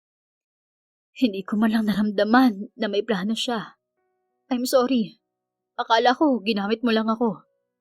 Mapapatawad mo pa ba ako, Twinkle? Alam kong inakusahan kita na murderer at pinalis sa bahay natin. Alam ko namang nabigla ka lang at nadala sa emosyon mo. At sa tanong mo, oo naman, you're forgiven, my husband. Mahal kita, kaya sino ako para hindi ka pagbigyan sa hiling mo? Mahal na mahal din kita, my wife. Hindi ko kayang mawala ka na naman sa akin. Please, marry me again. Pero magpapropose ako ng mas romantic. Mas deserve mo yun. Of course, papakasalan kita. Kahit saan at kahit kailan. Pero, ipapakulong ko munang may balak na patayin ka. Kasama mo ako sa laban mo, my wife. Sige. I'm so proud of you, my governor husband. You made it. Nagawa ko yun dahil sa'yo. Dahil sa pagmamahal mo sa akin. Sabi ng mga kaibigan mo mula nang umalis ka sa bahay, palagi mo pa rin akong binabantayan at pinoprotektahan. Salamat, wife. Kung wala ka, baka patay na ako noon pa. Baka kasal ulit tayo at imbitado lahat ng taga-mandirigma. I want them to know how much I love you. Isang matamis na ngiti ang ibinigay niya kay Gov. Sinuklian naman nito iyon ng isang halik. Pagkalabas ni Twinkle sa ospital ay agad nilang pinakulong si Demasilig at Matilda. Nahuli agad ang mga ito ng Black Python Organization noong araw na pagtangkaan ng mga ito ang buhay ni Governor Perseus Lamares. At maraming ebidensya laban sa mga ito. Maraming iligal na gawain ang ginawa ng mga ito na siyang mas nagdiin pa sa kaso ng mga ito. Kaya nahatula ng panghabang buhay na pagkakakulong sina Demasilig at Matilda. Samantalang humingi naman ng kapatawaran si Amante Guerrero kay Twinkle. Nabilog din kasi ni Matilda ang ulo nito at inaamin itong naging sakim din ito sa kapangyarihan at pera. I'm sorry, anak. Alam kong marami akong pagkukulang sa'yo. But I will make it up to you. Lalo na ngayon na magkakaroon na ako ng apo. Just give me a chance na ipakita na nagbago na ako. Pakiusap ni Amante sa anak. Okay, Dad. Everyone deserves a second chance naman. Thank you, Iha. Umiiyak na niyakap ni Amante ang anak. Nagkapatawaran silang mag-ama, pero dahil involved din ito sa illegal na mga gawain na si Matilda pala ang totoong mastermind, kaya makukulong din ng ilang taon si Amante. Habang si Perseus naman ay handa na para sa kanyang proposal kay Twinkle.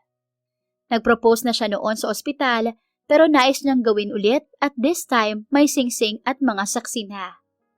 Nasa Kapitolyo siya kasama ang kanyang pamilya at mga kaibigan ni Twinkle. Maging ang mga tao sa bayan ng Mandirigma ay gustong masaksihan ang proposal na gagawin niya. Ilang sandali pa ay lumabas na si Twinkle sa kotse nito. Nakita niya kung paano nanlaki ang mga mata nito dahil sa gulat. Nagsimula ng tumugtog ng Marry Me ni Jason Derulo. Napaiyak si Twinkle nang lumuhod si Perseus sa harapan nito at buksan ang kulay pulang kahita. Mrs. Twinkle Mercedes Lamares, will you marry me again? Naluluhang tanong ni Perseus dito. Sunod-sunod itong tumango sa kanya. Yes, I will marry you again, my governor husband. Masaya at mabilis nitong sagot. Nagpalakpakan ng taong bayan ng Mandirigma kasama na ang kanilang pamilya dahil sa kasiyahan. Ilang sandali pa ay nagkislapan na ang fireworks display na inihanda niya kapag umuo ang kanyang mahal na asawa. Niyakap ni Perseus si Twinkle at marahan niyang hinaplos ang manipis pang tiyan ng asawa. I love you, Twinkle, my wife. I love you too, my one and only governor husband. Naglapat ang kanilang labi kaya naman lalo nang umingay ang paligid dahil sa hiyawan ng mga tao na masaya para sa kanila. Lumipas ang mahabang panahon ay masaya pa rin nagsasama ang mag-asawang Twinkle at Perseus kasama ang kanilang kambal na anak. Nang matapos ang termino ni Perseus sa pagka-governor, ay nagpa siya itong wag nang tumakbo ulit. Nais na nitong ilaan ang panahon sa asawa at mga anak. Magpo-focus na lamang silang mag-asawa sa pagnenegosyo. Huminto na rin si Twinkle sa organisasyon, ngunit bukas pa rin ang kasamahan nila kung sakaling maisipan niyang muling bumalik sa organisasyon. Minsan talaga, ang pag-ibig ay parang roller coaster.